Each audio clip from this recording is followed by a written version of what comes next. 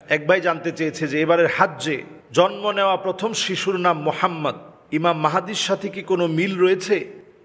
আসলে এই বিষয়টা আমরা মোহাম্মদ নাম দেখলেই ইমাম মাহাদি আলাইহিস সালাম মনে করার কোনো সুযোগ নেই। ইমাম মাহাদি আলাইহিস সালাম এমন হবেন, নবী আলাইহিস সালাতুস সালাম পুরোপুরি হাদিসের মধ্যে বলেছেন ওয়াহুয়া মিন নাসাবি, আমার বংশ থেকে তিনি আসবে। নবী সাল্লাল্লাহু আলাইহি সাল্লাম বলছেন ইসমুহু কা ইসমি, আমার নামের মতো তার নাম হবে। আই মিন ইতরাতি, আমার নসব থেকে সে দুনিয়ায় আসবে।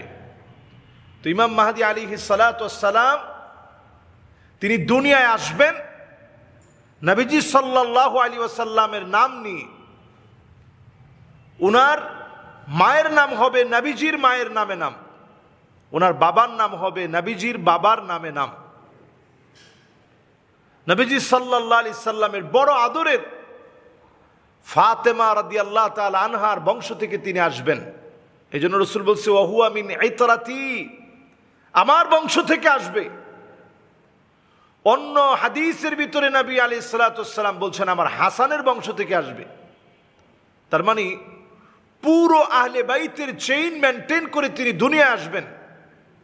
আহলে বাইতের চেইন থেকে, নসব থেকে তিনি দুনিয়ায় আসবেন, এই ইতরাত থেকে তিনি দুনিয়ায় আসবেন। শিয়াদের মতামত হচ্ছে তিনি আসবেন হুসাইন রাদিয়াল্লাহু তাআলা আনহুর বংশ থেকে। আহলে সুন্নাহ ওয়াল জামাতের আকীদা হচ্ছে তিনি আসবেন হাসান রাদিয়াল্লাহু তাআলা আনহুর বংশ থেকে। তাহলে এবার হজের মধ্যে যেই প্রথম যে শিশুটি জন্ম নিয়েছে, যার নাম রাখা হয়েছে মোহাম্মদ, এটা বলার কোনো সুযোগ নাই যে ইনি ইমাম মাহদি। তবে হ্যাঁ, আমরা এই কথা বলতে পারি যেই শিশু বাচ্চা জন্ম নিয়েছে তার জন্য দোয়া করতে পারি।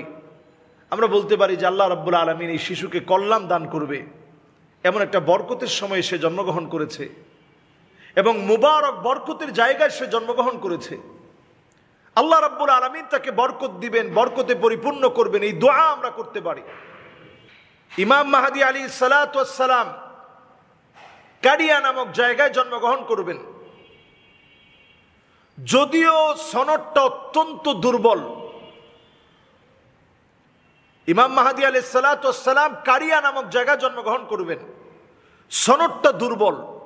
দুর্বল হওয়ার পরেও যদি এখানে আমি বলি যে যদি কেউ মনে করে পবিত্র মক্কাতুল মুকাররমায় জন্মগ্রহণ করবে অথবা এর আশেপাশে জন্মগ্রহণ করবে, এই বিষয়টি সঠিক নয়। ওনার আত্মপ্রকাশ ঘটবে মদিনা থেকে, তিনি চলে আসবেন পালিয়ে মক্কাতুল মুকাররমায়, ওনার আত্মপ্রকাশ ঘটবে। কোন জায়গায়? ঠিক হাজরে আসওয়াদ আর মাকামে ইব্রাহিমের মাঝামাঝিতে তিনি দাঁড়িয়ে থাকবেন।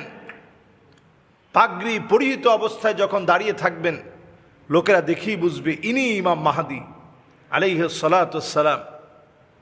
লোকেরা বলবে আপনি তো ইমাম মাহদি, আমাদেরকে বায়াত দেন। ইমাম মাহদি আলাইহিস সালাতুস সালাম তিনি তৎক্ষণাৎ বায়াত দিবেন না।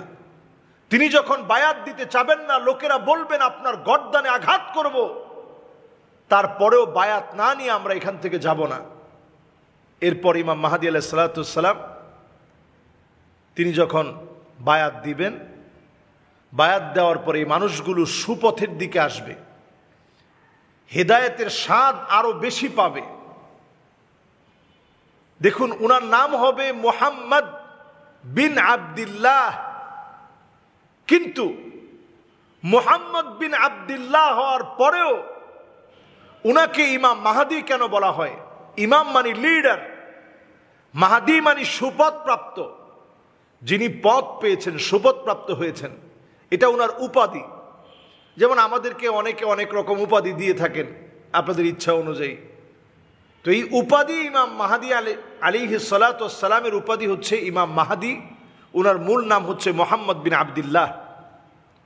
উনার স্পেশাল একটা পাওয়ার হচ্ছে শত্রুপক্ষ উনাকে কোনো আক্রমণ করতে পারবে না।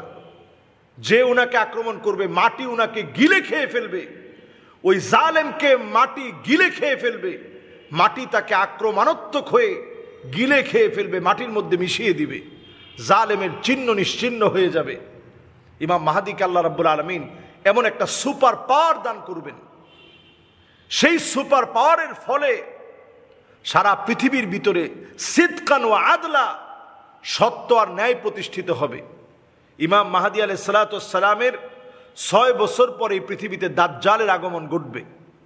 অথচ আজকে তারা সকল বিষয় প্রস্তুত করে ফেলেছে, আর আমরা নতুন নতুন কোনো একটা ইস্যু হলে, কারো নাম মোহাম্মদ হলে, অথবা অনেক সময় দেখা গিয়েছে এই পর্যন্ত শত শত ইমাম মাহাদির দাবিদার বের হয়েছে যে আমি ইমাম মাহাদি।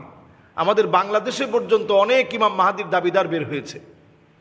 আজকের এই ছোট্ট এই প্রশ্নের উত্তরে যদি বলতে চাই, তাহলে আমরা বলবো ইমাম মাহদী আলাইহিস সালাতু ওয়াস সালামকে খোঁজা আমার দায়িত্ব নয়।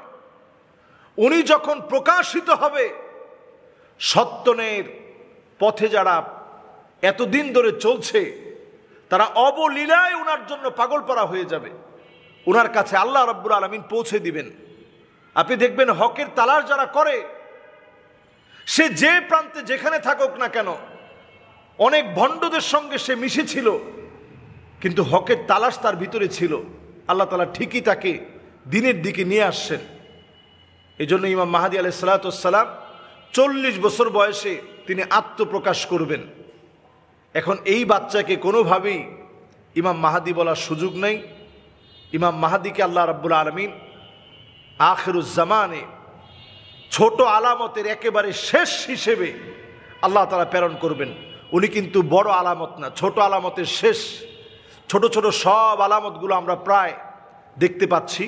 শেষ আলামত ইমাম মাহদী আলাইহিস সালাতু ওয়াস সালামের আত্মপ্রকাশের মধ্য দিয়ে হবে। এর আগেই আল্লাহ রাব্বুল আলামিন আমাদের মুসলিম উম্মাহকে এক হওয়ার, নেক হওয়ার তৌফিক দান করুক। আল্লাহ রাব্বুল আলামিন আমাদেরকে ঐক্যবদ্ধ হয়ে দ্বীনের কাজ করার তৌফিক দান করুক। আসসালামু আলাইকুম ওয়া রাহমাতুল্লাহি ওয়া বারাকাতুহু।